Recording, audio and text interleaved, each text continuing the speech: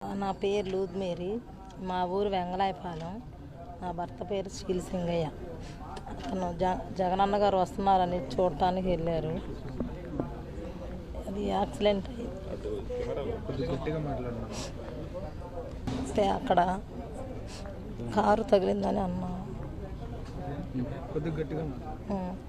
అయింది. మాకు మరి నేను కూడా జగనన్న గారిని చూడటానికి నల్లపాడు దగ్గరికి వెళ్ళాను. వెళ్తే మాకు ఫోన్ చేశారు.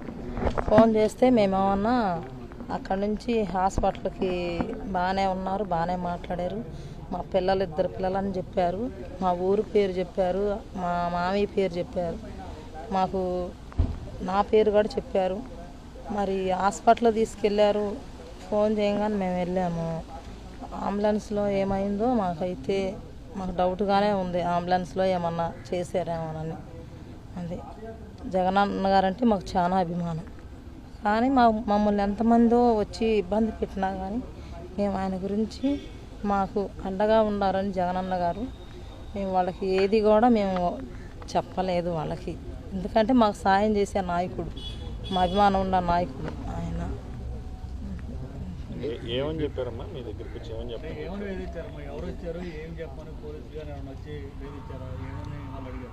పోలీసులు వచ్చారు, వీడియోనే చూపించారు మాకు వాళ్ళు.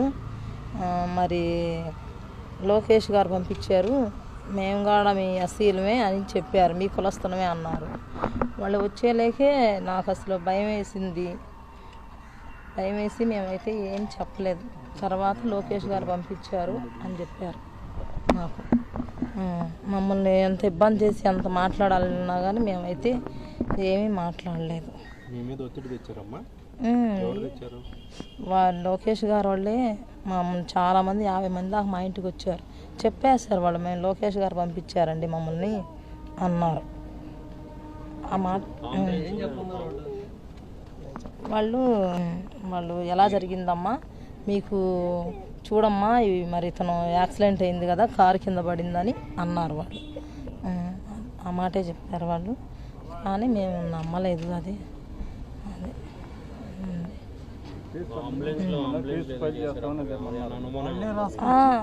అంబులెన్స్లో మరి బాగానే మాట్లాడాడండి. ఇన్ని మాట్లాడిన ఆయన మరి చిన్న దెబ్బలే తగిలినాయి చేతికి. ఇక్కడ తప్పనిచ్చి ఎక్కడా దెబ్బ తగలలేదు. మరి ఎక్కడా దెబ్బ తగలినప్పుడు అతను ఎందుకు చనిపోతాడు? చనిపోయే అవకాశం కూడా లేదు ఉంది. మరి ఒక్కరావు దెబ్బకే చనిపోడు, ఏదో అంబులెన్స్లో జరిగిందనే మాకు అనుమానం.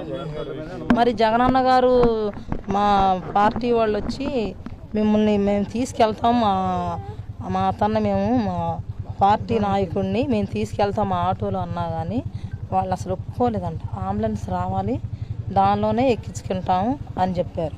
మరి ఈలోపు ఆలస్యమయ్యేలేకి ఇదయిందో మరి ఎట్లన్నా కానీ అంబులెన్స్లోనే ఇదయిందండి.